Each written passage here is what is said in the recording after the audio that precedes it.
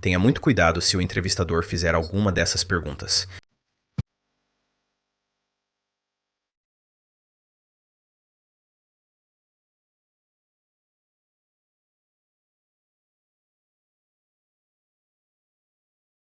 Olá, sou o Brian do A Life After Layoff. Hoje compartilho algumas coisas ditas por empregadores em entrevistas que podem ser motivo para desistir da vaga.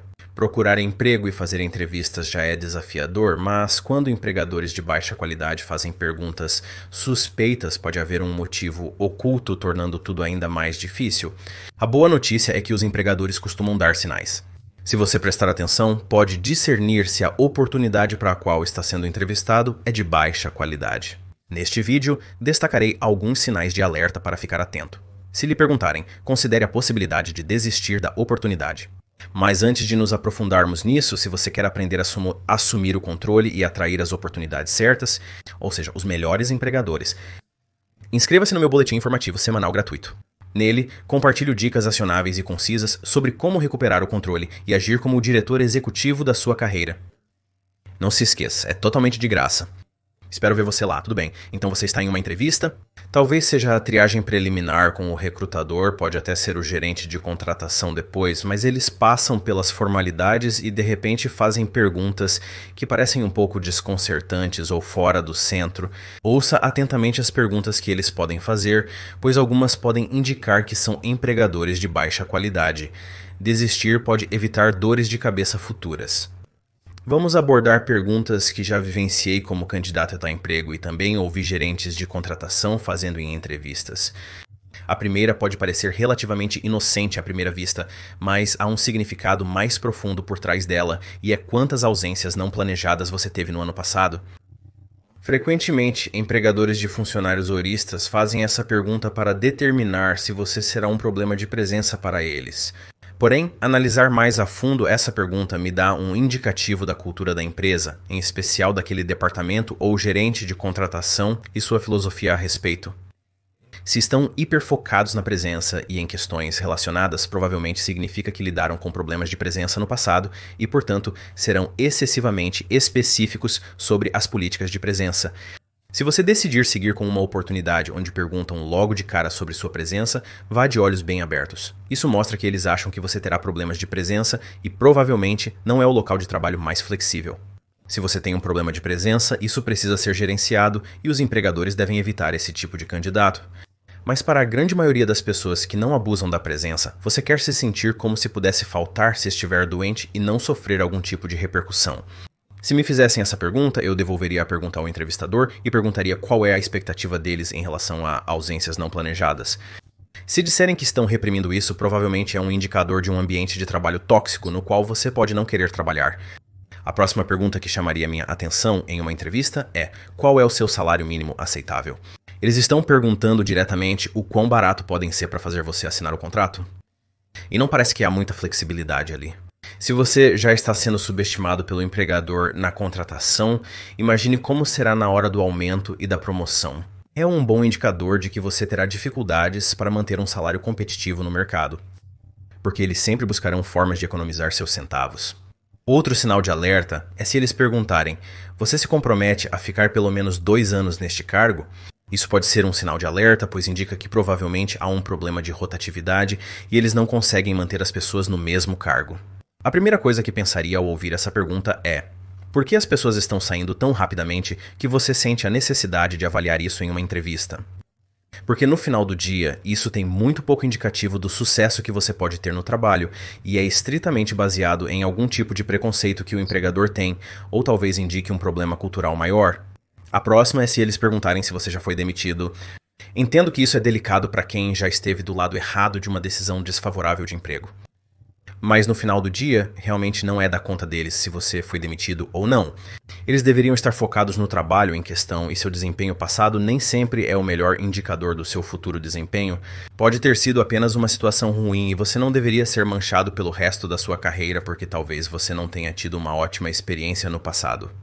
Se um empregador me perguntar isso, vou redirecionar a pergunta, focar no futuro e dizer que não tenho certeza de como meu status de emprego impactaria minha capacidade de fazer este trabalho. Fico feliz em falar sobre minhas conquistas nos cargos que ocupei. Se eles continuarem a sondar você ou causar problemas, eu provavelmente retiraria minha candidatura, pois não é um empregador para o qual eu gostaria de trabalhar. A próxima é se eles te acusarem de exagerar ou enfeitar qualquer parte do seu currículo. Isso supõe, naturalmente, que você não tenha enfeitado ou exagerado nenhuma parte do seu currículo. Não há nada como começar sua nova carreira com um novo empregador que já não confia em você. Essencialmente, eles estão dizendo: achamos que você está mentindo para nós, ou pior ainda, assumimos que todos estão mentindo e, portanto, vamos confrontá-lo sobre isso. É um sinal de um empregador tóxico e um bom indicador da cultura que você pode esperar se aceitar um emprego lá. A seguir temos uma versão da sua maior fraqueza, que é: qual foi o seu maior fracasso até agora na sua carreira? Para mim, essa é uma pergunta armadilha. Não há nada a extrair disso, além de usar sua resposta contra você. Gostaria de aprender como você superar adversidades, mas há melhores formas de perguntar isso. Mas se eles estiverem focados em suas falhas, é inevitável que um empregador tenha preconceito. Prefiro muito mais ouvir sobre meus sucessos do que minhas falhas. Ao responder a isso, não se detenha muito na falha em si, mas sim em como você superou a adversidade e a transformou em algo positivo. No fim das contas, é uma pergunta mal formulada e, infelizmente, já ouvi empregadores fazendo-a. Essa situação é comum em funções horárias e também em posições salariais. Isso se aplica especialmente se você trabalha em um turno específico e eles questionam sua disponibilidade em turnos diferentes ou nos finais de semana. Isso indica que você provavelmente vai trabalhar horas extras contra a sua vontade, o que sugere um desequilíbrio entre trabalho e vida pessoal. Se essas perguntas surgirem em uma entrevista, eu devolveria a pergunta para obter expectativas claras sobre as reais horas de trabalho. O mesmo se aplica a um trabalho remoto quando perguntam sobre sua disponibilidade para ir ao escritório. Se a expectativa é que você compareça regularmente, então não é de fato um trabalho remoto. Trata-se de uma posição híbrida. Em um trabalho apresentado como totalmente remoto, mas que na verdade é híbrido, há uma grande chance de que eventualmente se transforme em 100% presencial, especialmente no mercado atual. Isso pode ser um alerta para quem busca empregos prioritariamente remotos.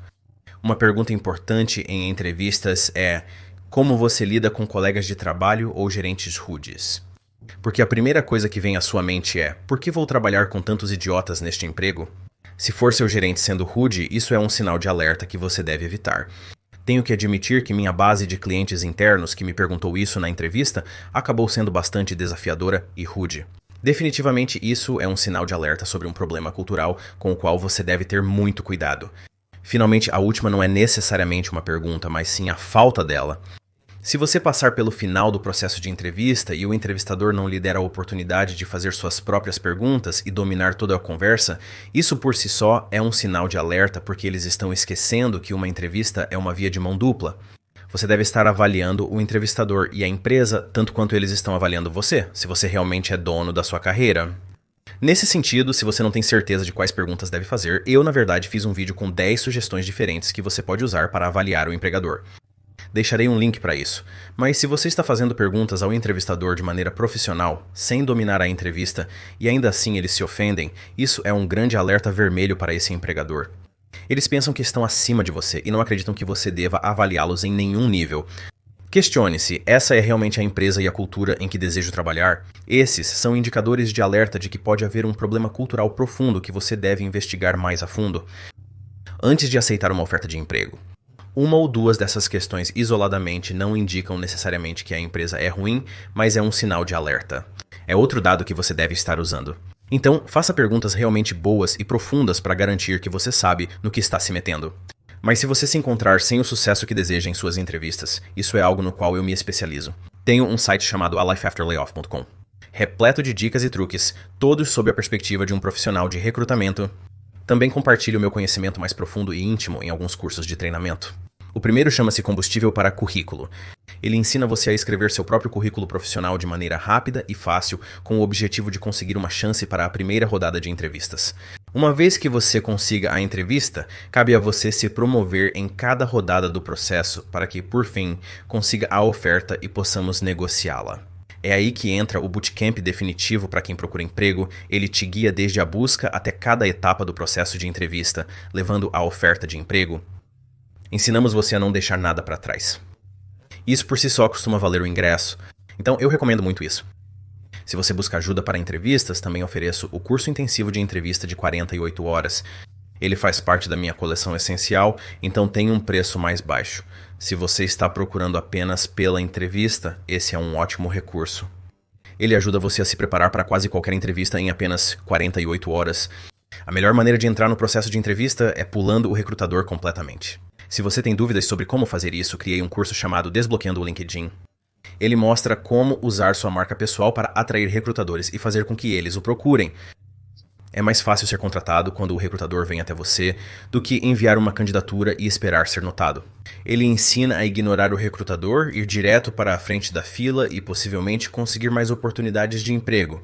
Se você está com dificuldades para conseguir entrevistas suficientes e seu currículo está atualizado, confira o Desbloqueando o LinkedIn. Eles se encaixam muito bem. Espero que os sinais de alerta abordados neste vídeo tenham sido esclarecedores. Comente abaixo os sinais de alerta que você percebeu ao responder perguntas que considerou inadequadas ou questionáveis.